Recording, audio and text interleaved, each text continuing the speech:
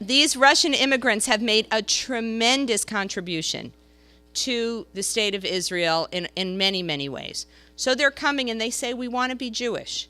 So the Israeli ultra-Orthodox rabbinate, which controls all matters of personal status, marriage, divorce, conversion, says you need to study. Fine, no problem.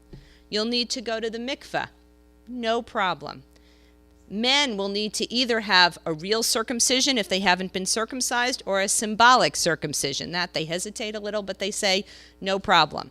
Then they say, and you need to sign a paper that you will send your children to Orthodox Israeli schools. And they say, wait a minute. My neighbor down the street doesn't have to send his child to an Orthodox school. And I think that the Israeli rabbinate is making a huge mistake here, because only a trickle of them are being converted. Now, the education system in Israel, I apologize to some of those who have heard this before, there are 4 streams of education in Israel. And starting in kindergarten, you decide where you want to place your child. There is a secular stream, which is the majority, in which they learn Hebrew, they learn Bible, but Bible as a historical book. They learn very little about Judaism. In fact, when somebody like the Consul General, part of their training in the Foreign Service Cadets course is how to have an aliyah at the Torah because they don't know.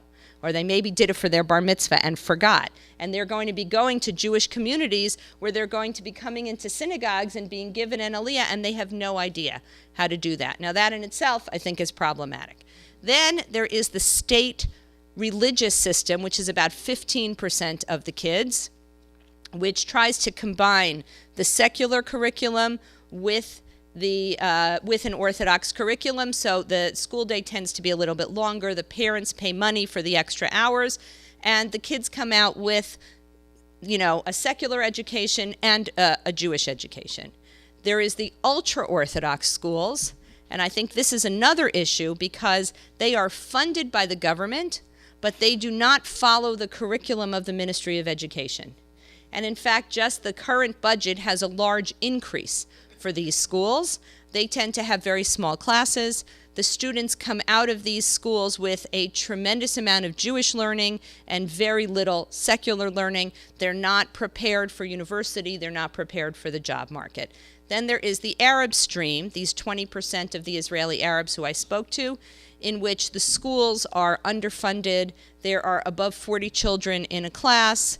And at the end of high school, you have to take something called a bagrut, which is a series of matriculation exams based on the British system. It's equivalent to the O levels or the A levels. It's this series of exams. They're very difficult. In the Jewish sector, something like 50% of the students pass the bagrut. Now, some students end up doing it later after the army, and some students never pass the bagrut, and without the bagrut, you can't go to university. In the Jewish sector, it's about 50%. In the Israeli Arab sector, it's about 20%. Meaning, and without this, you cannot go to university. So, first of all, even the 50% is not high enough, and something has to be done. Now, these Russian Jews, the boys and the girls, are serving in the army, and the army has a very successful program to convert them to Judaism, where they study. In fact, we often have people coming to my synagogue in Jerusalem. We have big groups of Russian soldiers coming to see what a service is like and to learn a little bit about Judaism. The army converts them without asking too many questions. I think that the rabbis have to find a way to convert these 300,000 Russian immigrants who want to convert without forcing them to agree to send their children to religious schools. I think that's just a ridiculous demand.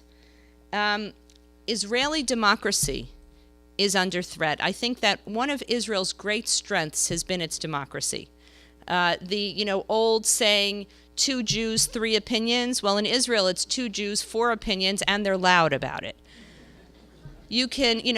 Politics is a part of life. People sit around on their Friday night Shabbat tables and argue about politics. I think that arguing and democracy is really one of the hallmarks of Israel. And, people often, Rabbi Cohen started his introduction by saying the question of, is NPR anti-Israel? Am I anti-Israel? If you think the American press, or me specifically, are critical of Israel, go read the Hebrew press. They are far more critical of the Israeli government. And in fact, just today, I didn't get a chance to read it, but the headline of one of the opinion pieces in Haaretz by Gidon Levy, who really is a very left-wing commentator, says, if you love Israel, criticize it. And the whole issue of, is it appropriate for American Jews, and that's certainly something that we can have a discussion about.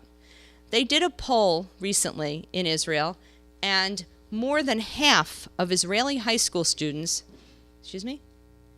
more than half of Israeli high school students said that Israeli Palestinians should not have the right to vote. They're citizens of Israel, should not have the right to vote. And even more than that, said that they don't think that Jews and Arabs should be friends. They don't think Jews and Arabs should live in apartments together. That's a problem. And I think some of that has to do with the political situation, but there has to be more than that. Israel has to develop a tolerance for the other and understanding of the other. Now, some of it is fear. And, you fear what you don't know. I also think that the secular majority in Israel, it's not really a secular majority, because what the majority is something called Masorati, which means it's the sort of equivalent of Reform Judaism here. But if you say Reform Judaism there, they get very bristly. They see Reform Judaism as an American import that has nothing to do with them. The joke is the synagogue that I don't go to is Orthodox, and they have a certain amount of Jewish tradition. So they will say the Kiddush, the prayers Friday night, and then turn on the television or go to the soccer game the next day. There's some sort of a combination of respect for Jewish tradition and study. And the truth is there is a big renaissance of non-Orthodox Jews studying and being very interested in the Jewish heritage, studying Talmud, studying all kinds of things, both with religious Jews together and also separately. I think that this secular majority, with the help of you guys, has to try to put pressure on the Israeli government to lessen the influence of the ultra-Orthodox rabbinate. Because I think that is influencing also Israeli democracy. And I think that young people in Israel need to have more training in civics, in tolerance. I think that this is something that American immigrants to Israel tend to bring with them, a respect for the other side's opinion.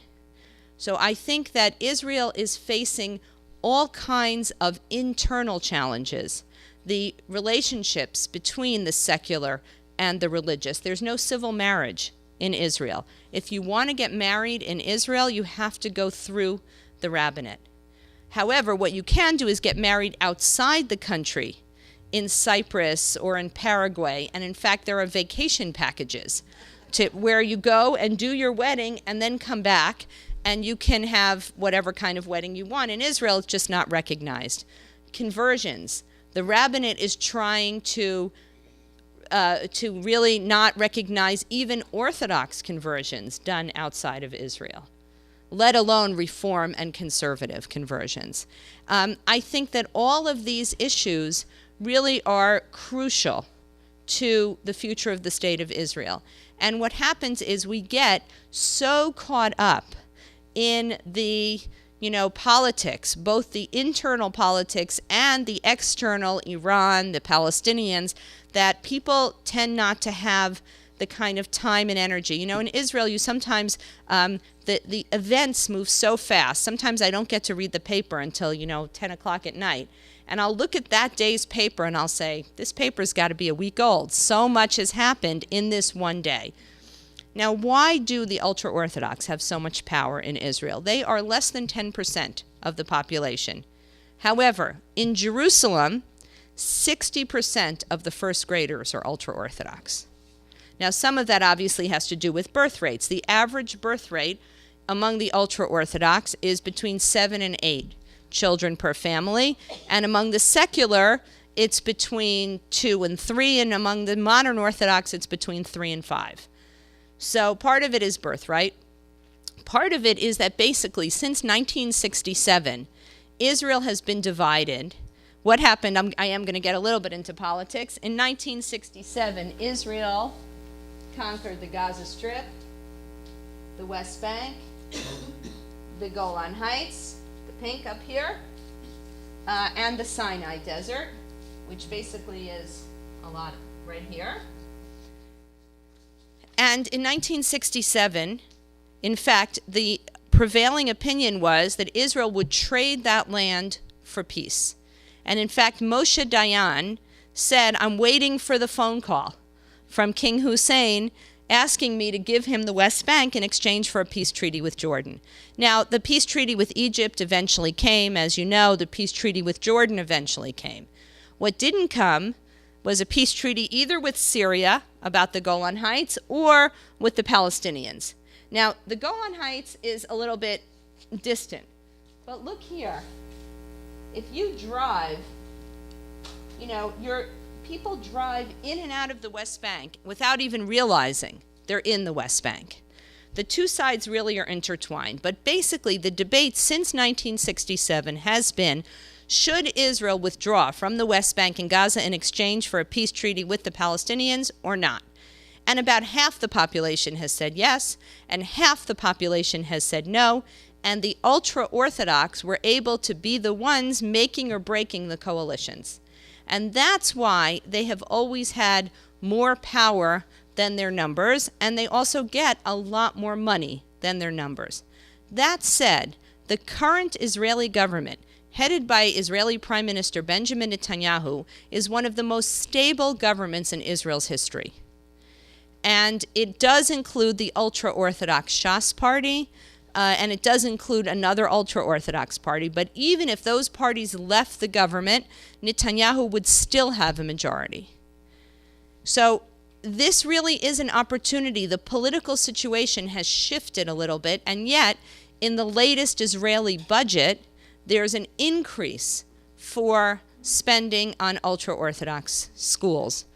And I think that Israelis have become so caught up in the day-to-day politics and in the broader questions of war and peace that they sometimes forget to look at what's going on in their society. The Supreme Court has played a very important role in terms of democracy. Anyone can bring a case to the Supreme Court, and there have been several instances where Palestinians have brought cases about land being taken away, and the Supreme Court has ruled in favor of the Palestinians. Now, sometimes till it's implemented can take a fight. But I think the seeds of Israeli democracy are there, but the ongoing, hostility of the region is really threatening Israeli democracy. And it's really something that all of you can do as well, is to do whatever you can to strengthen organizations that push for Israeli democracy. Now, I'd like to speak sort of just briefly about what can you do if you don't like what you hear or read in the media. The first thing you can do is turn it off. There's an off button there. My husband always says he's looking for the mute button on me, and he hasn't found it yet.